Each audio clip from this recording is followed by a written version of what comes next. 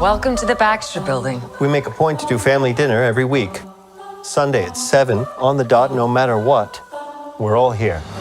Well. After years of mediocre CGI, lifeless villains, and movies that feel like they were written by AI bots, programmed to chase trends, Marvel might, just might, actually be turning things around. The Fantastic Four First Steps trailer just dropped, and shockingly, it looks good. Like, actually good. The costumes are comic accurate, the tone is perfect, and get this, they even teased a real Galactus instead of a stupid space cloud. Could this be the movie that saves the MCU from its downward spiral?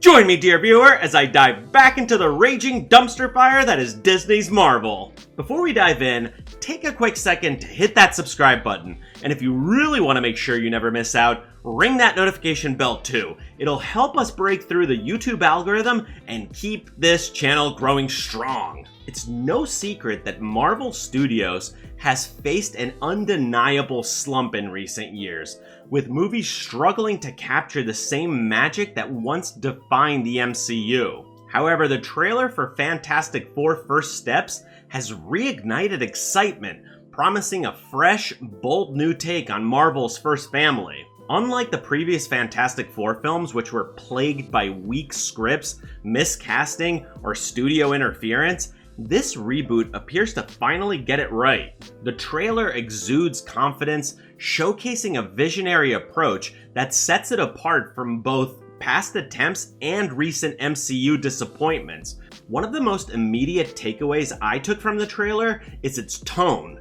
Unlike Marvel's recent projects, which have often leaned heavily into comedy at the expense of emotional depth, I'm looking at you, Taika Waititi, Fantastic Four First Steps strikes a perfect balance. It captures the adventurous spirit of Guardians of the Galaxy, the emotional weight of Avengers Endgame, and the high-stakes tension of Captain America: The Winter Soldier. This tonal shift alone suggests to me that Marvel is finally returning to storytelling that respects both its characters and its audience. What immediately stands out in the trailer is how visually faithful the movie is to the source material.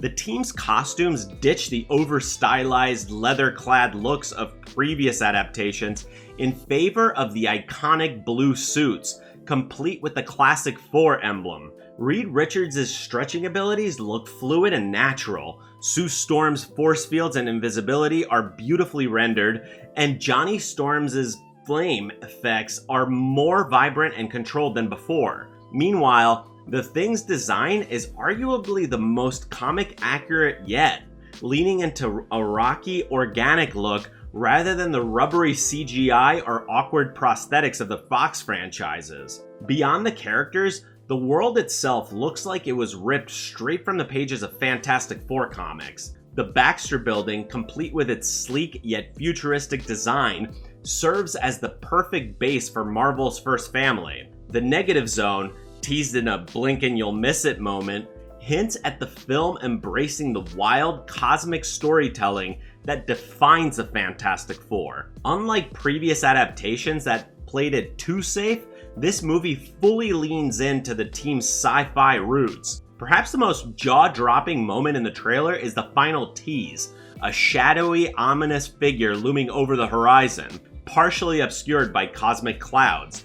Though not explicitly shown, the silhouette is unmistakable. It's Galactus. Unlike the embarrassing Space Cloud version in Fantastic Four: Rise of the Silver Surfer, this Galactus appears true to his comic form, complete with his massive humanoid shape and iconic helmet. This single shot not only signals that the movie is embracing its comic book roots, but also sets up Galactus as the next major threat to the MCU. After years of underwhelming villains, the introduction of a properly executed Galactus could revitalize Marvel's cosmic storytelling and finally give fans the world-ending antagonist they've been craving. Another thing that struck me about this trailer was its overall visual presentation.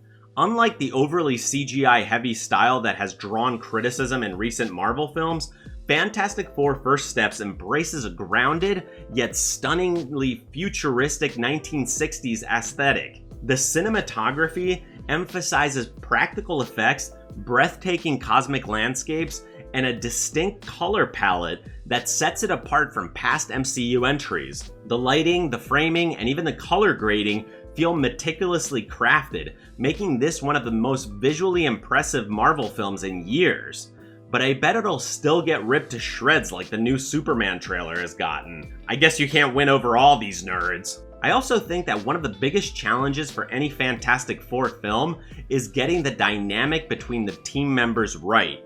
The trailer to me suggests that First Steps finally understands the heart of these characters. Reed Richards is presented as a visionary scientist burdened with responsibility. Sue Storm radiates both intelligence and leadership. Johnny Storm brings youthful energy without being reduced to comic relief. And Ben Grimm's tragic yet heroic nature is perfectly captured. Their chemistry feels authentic, something previous adaptations failed to deliver convincingly. Marvel's recent movies have struggled with forgettable or underdeveloped villains, but Fantastic Four First Steps seems to break that trend.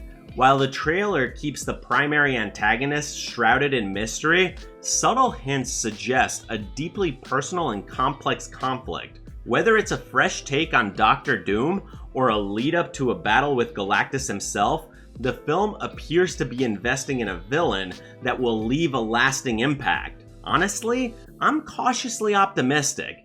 After so many screw-ups and the Greek tragedy of woke Hollywood, we may actually be emerging from the dark age of cinema. But what do you guys think about all this? Do you think this will finally right the ship that is Disney's Marvel? Or is this yet another generic soulless cash grab? Please do let me know down below in the comments, and as always, hit that like button, ring that notification bell, and smash that subscribe button, and I'll see you in the next one. Okie dokie.